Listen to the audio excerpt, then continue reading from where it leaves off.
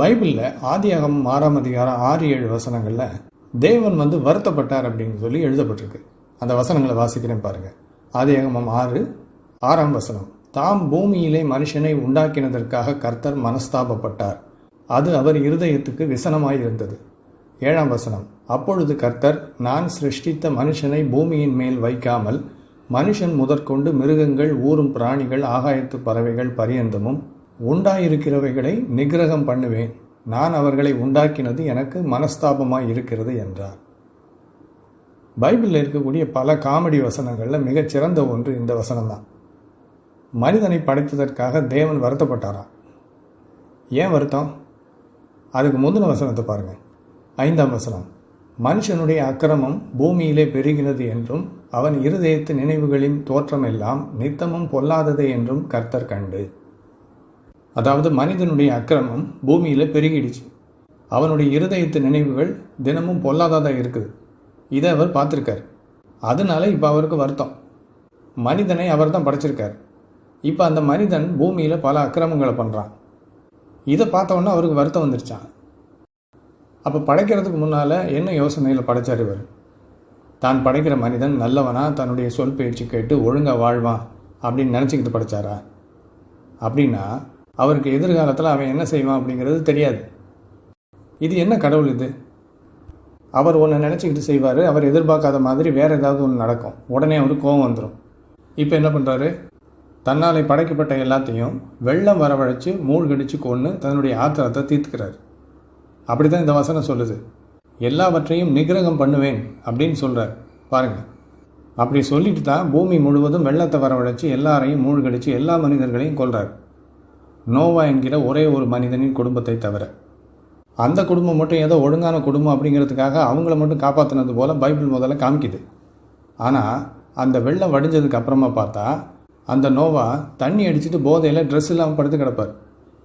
அவ்வளோ ஒழுக்கமான மனுஷன். இந்த நோவா இப்படி ட்ரெஸ் இல்லாமல் படுத்திருந்ததா அவருடைய மகன் பார்த்துட்றான். அதனால் அந்த நோவாவுக்கு கோபம் வந்து அந்த மகனோட குடும்பத்தையே சபிக்கிறார், வம்சத்தையே சபிக்கிறார். ஆக இந்த தேவன் காப்பாற்றின ஒரு குடும்பமும் கேடுகட்ட குடும்பம். சரி, அப்போ மனிதனை தேவன் படைக்கும்போது அவன் நல்லவனாக இருப்பானா மாட்டானா அப்படின்னு தெரியாமலே படைச்சிட்டார். பிறகு அவன் அக்கிரமம் செய்கிறான் அப்படின்னு சொல்லி அவனை படைச்சதுக்காக வருத்தப்பட்டு கோபப்பட்டு அவனை கொல்றார்.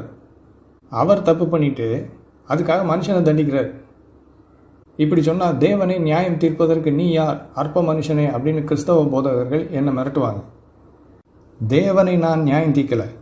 மாறாக பைபிளை எழுதிய அற்ப மனிதர்கள் தேவனை எப்படி முட்டாள்தனமாக சித்தரித்து காட்டியிருக்கிறாங்க அப்படிங்கிறத தான் சுட்டி காட்டுறேன்.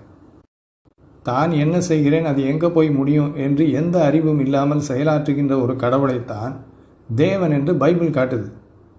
அதாவது பைபிளை எழுதின மனிதர்கள் தங்களைப் போல ஒரு தேவனை உருவாக்கியிருக்கிறாங்க. பைபிளில் இவங்க காட்டியிருக்கிற கடவுளின் அறிவு இவ்வளவுதான்.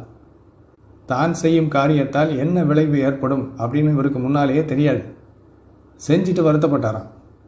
ஆனால் இதை சமாளிக்கிறதுக்கு கிறிஸ்தவ போதகர்கள் என்ன விளக்கம் கொடுப்பாங்க தெரியுமா? அவர் மனஸ்தாபப்பட்டார், மனம் வருந்தினார் அப்படின்னு பைபிள் சொல்லும்போது உண்மையிலே அவர் மனம் வருந்தினார் அப்படின்னு அர்த்தம் கிடையாது.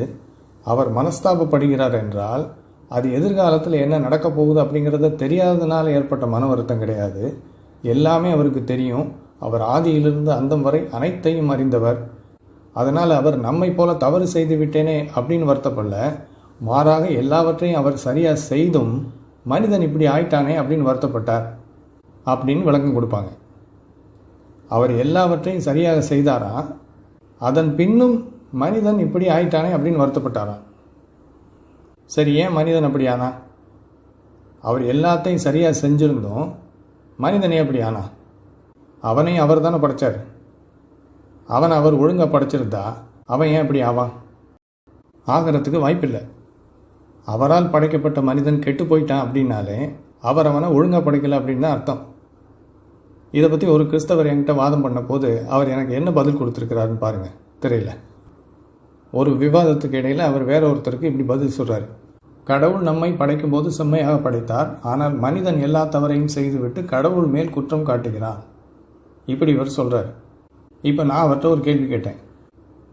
கடவுள் மனிதனை செம்மையாக படைத்திருந்தால் எப்படி மனிதன் தவறு செய்வான்? அதற்கு வாய்ப்பு இல்லையே. நான் கேட்ட இந்த கேள்விக்கு அவர் என்ன பதில் சொல்கிறார் பாருங்க. என்ன பிரதர், உங்களுடைய பதில் ரொம்ப வேடிக்கையாக இருக்குது. கடவுள் மனிதனை படைப்பதற்கு முன்பாக தூதனை படைத்தார். அந்த தூதன் கடவுளுக்கு கீழ்ப்படியாமல் விழுந்து சாத்தானாக மாறிவிட்டான்.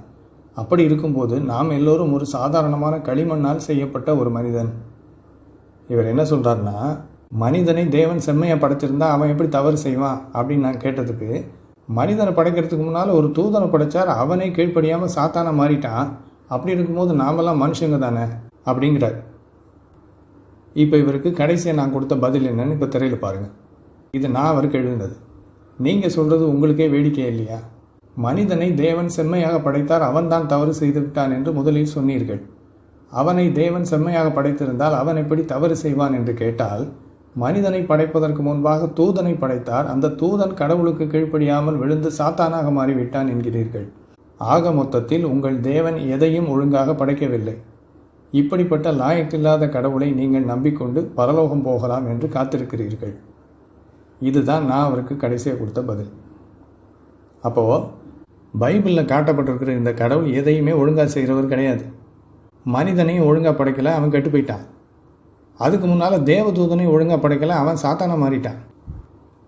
அப்படி இருக்கும்போது இந்த கடவுளை நம்பி பரலோகம் போகலாம் அப்படின்னு காத்திருந்தா போக முடியுமா?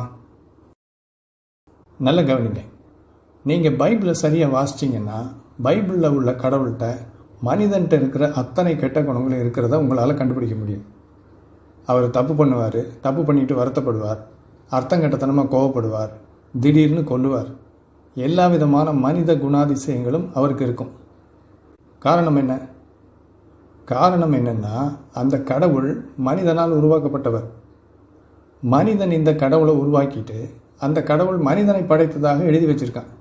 அதுவும் அந்த கடவுள் மனிதனை தன்னுடைய சாயலாக படைத்ததாகவும் எழுதியிருக்கான்.